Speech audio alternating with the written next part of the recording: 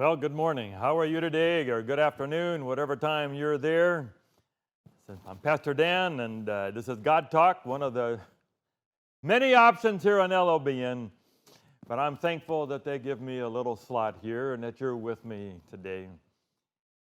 So we always feature the character of God. That's why we call it God Talk.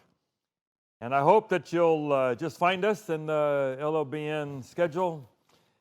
I'm going to spend a few weeks doing a little mini-series on heaven and second coming, last day events, all from a character of God perspective. I have asked audiences sometimes, if you could have this, but give up heaven, would you do that?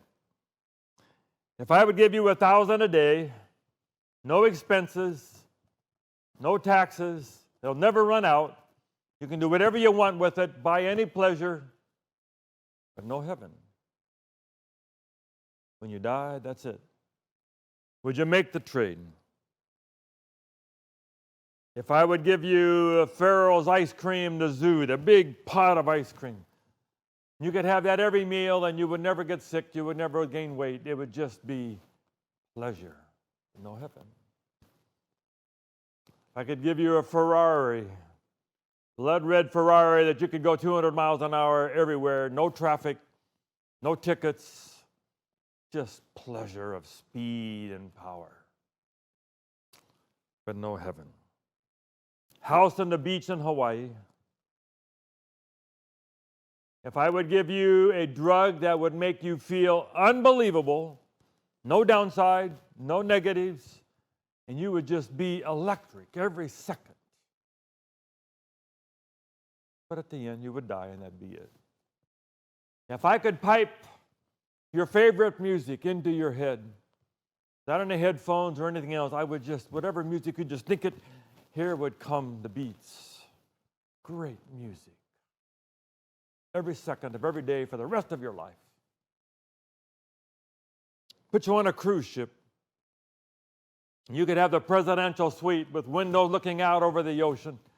All the food, anything you would want, a great show every night, swimming pool, shuffleboard, any pleasure you can imagine going all over the world for the rest of your life, but that's it. Would you make the trade? Or do you want to hold on for the maybe of what heaven will be? I wonder sometimes how the recruiters for priests and nuns in the Catholic Church do what they do. You go there with all the other recruiters that are promising, jobs and university at MIT or whatever else. You can make this kind of money. And here's a recruiter with the church. We're going to make you a priest. And you will be alone the rest of your life. And you will never be married. You'll never have children. You will grow old alone. There'll never be sex or making love or being connected to one person like that.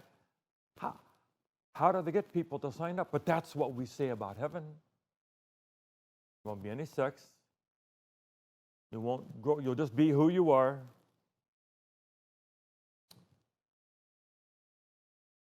Sitting on a cloud, playing harps, staring at God, gardening, singing. One lady said, you better get used to singing like this in choir. That's what you're going to do in heaven forever. And Mark Twain and others have made fun of that. He said, the things you don't want to do, they tell you you're going to have to do that all the time. The things you do want to do, you don't get to do them anymore. Why does anybody want to go? So let's start with some of the myths about heaven. Number one, that it's not physical. All over the world, their religions say, you're just going to be a spirit. Not going to be physical, tactile, visible anymore. Some will just say you're not even a self. You're just merged into an ocean of water. Not physical. But the Bible talks about streets and houses and vineyards. It talks about music and dancing, and Jesus says, I'm going to go prepare a place for you. How can it not be real? It's a place that's real. Number two, that everyone's going to look exactly alike. Sort of like the olden China, you could see the sea of people all wearing exactly the same clothes. We will all be dressed exactly in white. No one will be able to pick anybody really out. No uniqueness, no sense of self. You just lose your identity into this mass of people all in heaven, but you have no self really anymore. What would be the point if we promised families that you can see my father again? But you don't really know which one is him because he's just out there in this mass, all looking alike. No, the Bible says we will recognize, we will know as we are known, and be back with the people that we love. C.S. Lewis says, not only will we not just be merged into grand homogeneity, we will be the most unique, we will be the most self when we're in heaven with Jesus.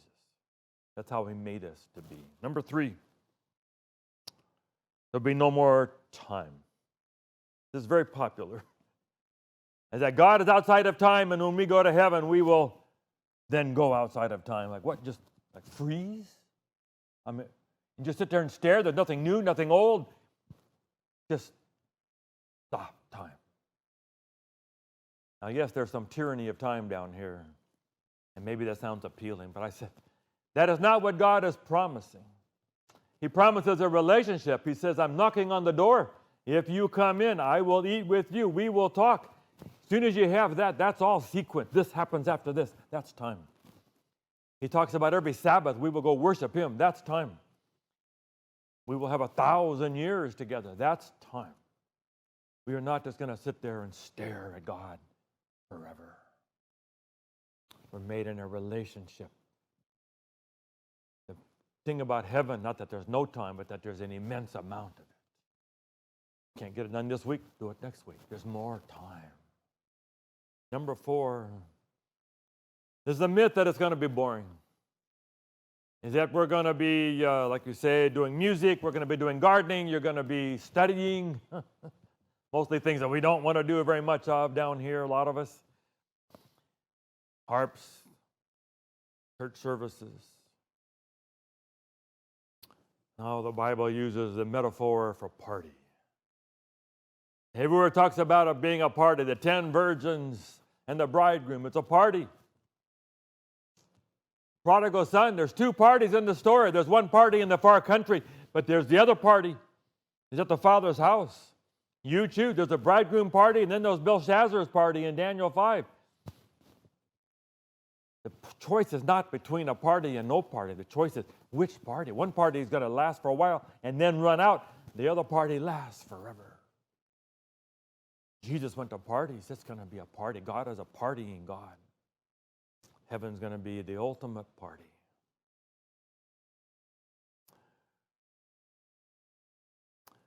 C.S. Lewis may be the best at this, where he tries to describe that God is the God of pleasure. God is the one who comes up with all the great pleasures of life. Satan has no ideas of his own. He just takes God's ideas and then he twists them. So sex becomes something that's evil and seductive and damaging. Food, music, pleasure of friendship, humor, laughing, play, sports. We have all these pleasures, and God meant them to be sacraments.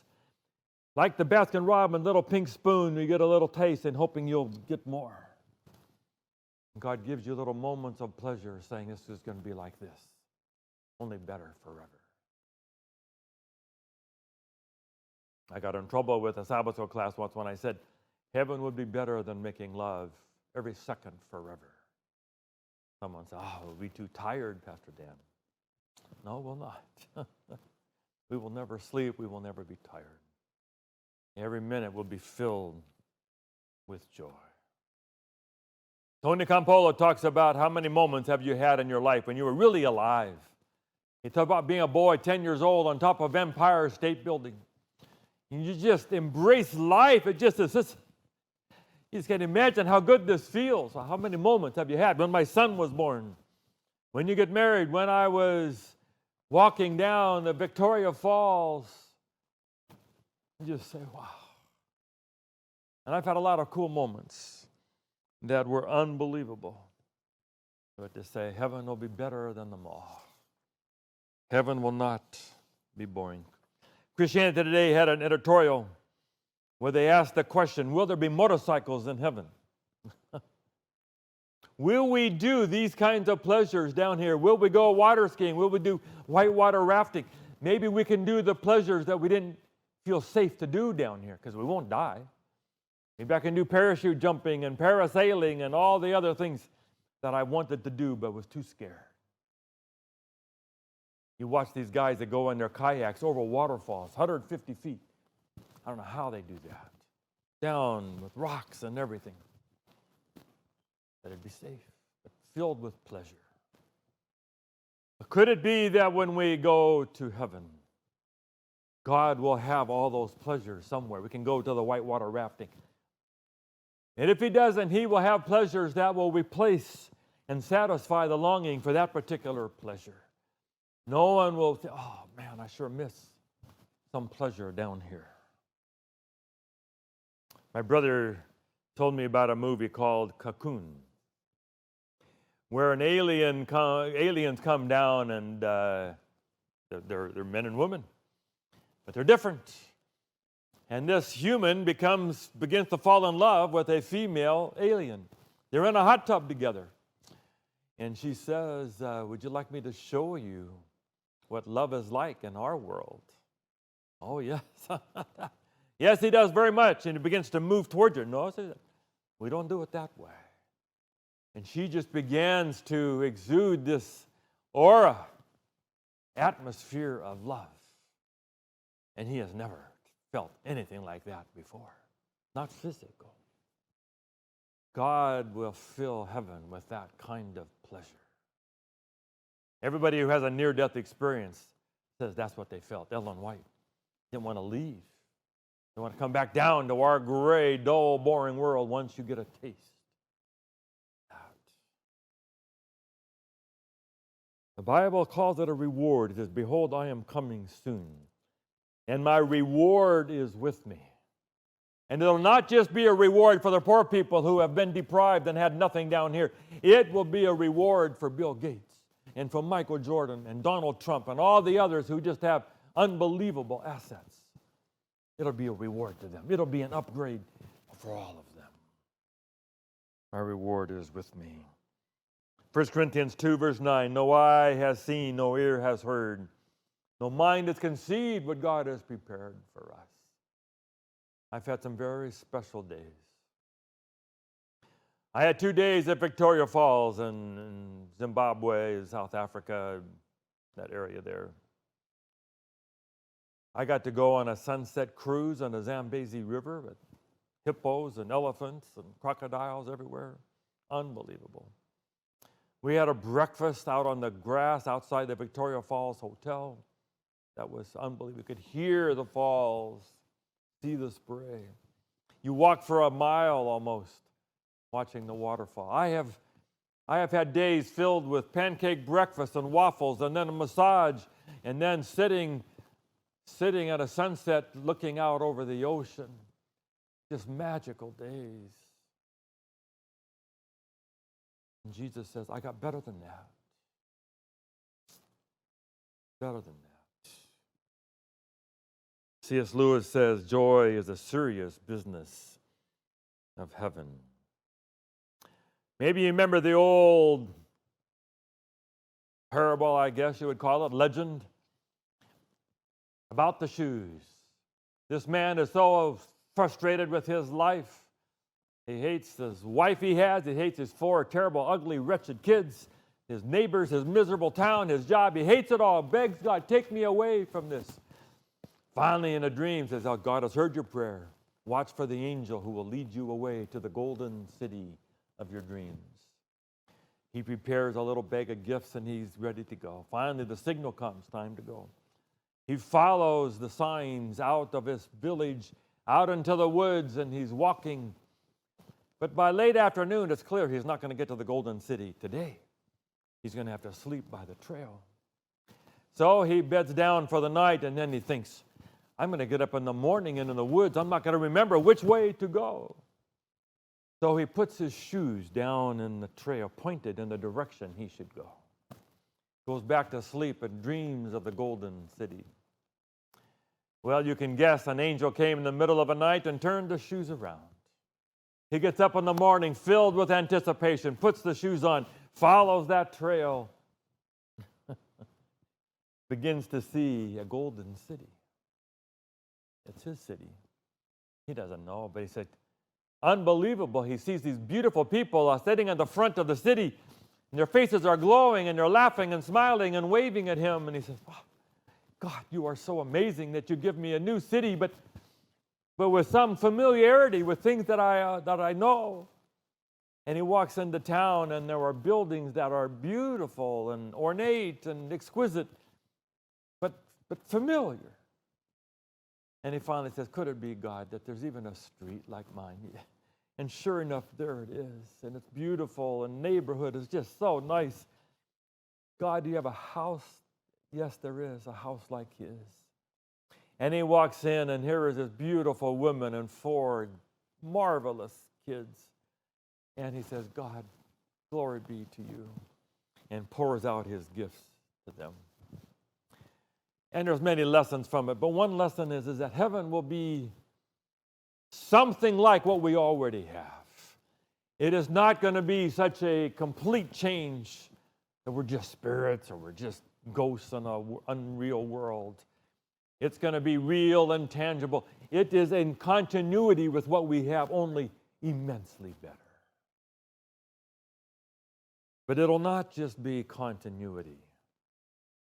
There are some things that will be very much discontinuity.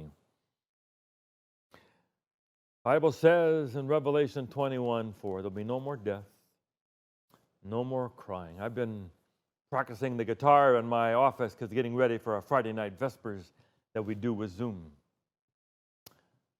And we're going to do no more tears, no more crying there, soon and very soon. We did it for a funeral yesterday. No more crying there. Someday there'll be no more cancer, no more diabetes, no more heart attacks, no more getting old, no more virus. Starting to lose people that are around me. Lost our main Spanish elder yesterday. Someday. No more being poor. No more stress, no more divorce, no more fear, no more racing around. All gone. There'll be no more refugees. There'll be no more little boys dying on the beach. You've seen that. No more prisons like I've seen in Cambodia and in Vietnam. No more refugee camps, no more hunger. No more fear that you don't have enough to eat. No more disasters, no more typhoons, hurricanes. It's all gone. No more. The Bible says we'll never be embarrassed again. We all are afraid of being exposed, of being known as being, we can't do that. We're not good enough. Or being naked or somehow being embarrassed, underdressed in a situation, being exposed. I tell the story when I preach on the judgment about the choir director who came out in front of the Christmas concert, and she'd just gone to the restroom and somehow had stuck her dress inside her girdle and didn't know. And a lady had to come up and fix it. And she had to spend the rest of her life knowing she had embarrassed herself in front of everybody. No more. A lady in John chapter 8 who was caught in adultery, shamed in front of her village and everybody. But then they all left. Jesus says, do you have anyone who condemns you? He said, no one, sir. There will be a day when we have no more judges, no more finger pointers, no more criticizers, nobody putting you down, nobody calling you out. We will be emotionally safe forever. Never be compared to anyone else. Never again. Then Revelation says in chapter 22, verse 3, this amazing verse, There will be no more curse. No more curse. Moses stands up just before he was taken up to Mount Nebo where he died. We saw this last year. And he gets all of Israel together, those who were left after the 40 years of wandering in the desert. And he says, learn from this. If you will follow God in all His ways, He will bless you. You will be the head and not the tail, the top and not the bottom. You will never owe money. Everyone will owe you. Your barns will be full. Your fields will be rich and ripe. But if you don't follow God all the way, these curses will come. We have a curse. You get out on a highway and there's just the curse of people who are driving really slow out in front of you and you're stuck. Curse of when things don't work and you can't find the remote. Curse when stuff in your house doesn't work. Curse when there's gophers in the front yard. Curse. Curse of difficult people. Curse of when the cars break down. Curse when you don't have any hair in your family anywhere. Curse when you get a ticket. We would play Monopoly. We would put hotels on all those properties and you would figure out where you had to land. Okay, you got to land 5, 7, or 10. And you roll the dice and you land on the $1,000 place. Just a curse. My father would roll the dice and miss all my properties. The curse. But here is this verse that says someday there will be no more curse. Jesus took our curse, Galatians 3 says, and He died on a tree and took our curse for us. We deserve the curse, but Jesus took the curse and we will never have to have the curse anymore. That's what heaven will be. And then it has the question of being in or out. Blessed are they who wash their robes, that they may have the right to the tree of life and may go through the gates into the city. And then it says, but these people will be outside. They will be in and out. There's a perimeter that divides. People think it really doesn't matter. God is going to find a way to save and forgive everybody. I don't think so. He has offered door in. I am the door. Whoever enters through me will be saved. He's opened the door that no one can close. But there will be a day when you will be in or out. Will you be in? I've tried to illustrate this over the years with honeymoon. All your life you've had to say no. You're outside of that. School tells you no, your parents tell you no, the church tells you no, society tells you no, the girl tells you no. And then finally you ask and you get down on a knee and you say, will you marry me? And they say yes, and you stand in front of a preacher and you make promises and you'll be faithful to each other forever. You get in the car and you drive to Santa Barbara into a hotel. And you walk into the hotel room and they take your suitcases and they show you how everything works. And then you hand them $1 or $2 and they leave the room and you are now in. You've always been outside, but now you're in. And we're told that someday we will feel in. C.S. Lewis says we will find a home that we've been waiting for all our lives. And we will be in. And it says God will dwell with us. He will make His dwelling with us. He said, build me a sanctuary so that I may dwell among you. Little temporary but someday He will come and tabernacle with us. You will eat every meal. There will be God. No matter where you are at the table, where your status is, that doesn't matter. You will be with God and Jesus. You will dine. He said, you enter in with me. If you hear my voice and open the door, I will eat with you. We will be with God. How do you get in? There's always this residual fear that maybe the religious conservatives are going to be right, after all. that there will be a day when you will have to reach to a higher standard, an impossibly high standard. You will have to keep all the rules that you've ever heard, all the rules in the books. And you will have to give up a bunch of stuff there. And you just hope that somehow you can become one of the really righteous people the last couple weeks. And if you can just hold it together somehow, don't give in to temptation anywhere. Even though you don't like it, you're going to do the best you can to deprive yourself and make it all the way in. I believe in living a righteous life. But the Bible is pretty clear in Revelation. There is only one way to get in. It's by following the Lamb wherever he goes. We will sing the song of Moses. We're standing on the sea of glass, and we will only sing the song of Moses and the song of the Lamb. They asked the great multitude, how did you get here? And it says they all said in Revelation 7, salvation belongs to God and to the Lamb. Revelation 22:13, I am the Alpha and the Omega, the beginning and the end, the first and the last. It's only Jesus. It's always the Lamb of God. Heard a story the other day, a preacher, great little story about a little boy, wanted a little remote car. He bought him a car for Christmas, but he bought a big one. The little boy opened it up. He said, Daddy, it's too big. I'm a little boy. Why'd you get it so big? Take it back, Daddy. No, I'm not taking it back. You take this car.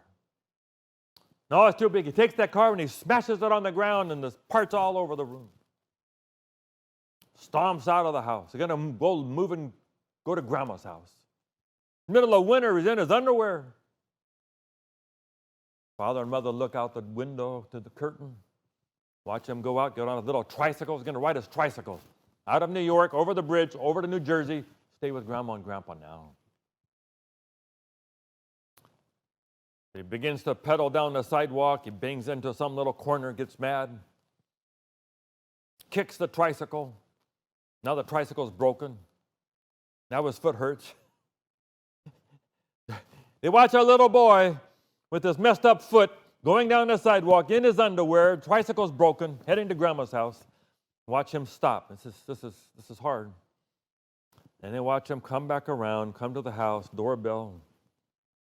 Yes, honey? It's cold out here. Yeah, we know. It's a long ways to Grandma's house. Yeah, we know. Can I come home? This is your house, honey. You can always come home. Can I come home even if I've been bad? Yes, baby. You can come home even when you're bad. That's our heaven. Even when we've been bad, it's our home. God bless you.